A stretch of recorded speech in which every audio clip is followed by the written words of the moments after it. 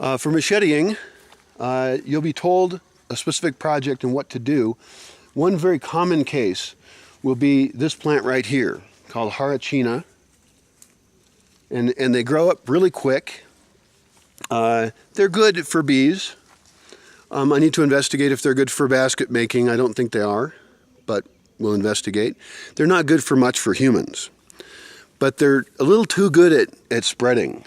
And so there are areas where we want to kill all of the Harrachina.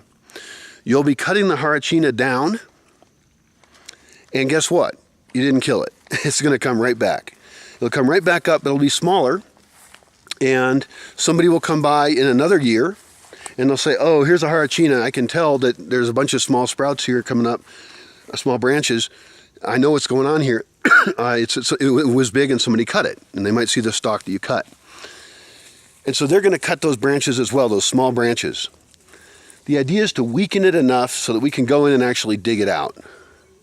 Because once a place stabilizes biologically, we can actually keep the Harrachina from continuing to grow as much as it does. One example of that would be Alicante.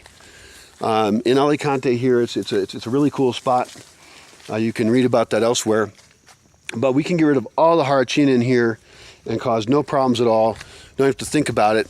And also we want to identify more spots for leveling in here.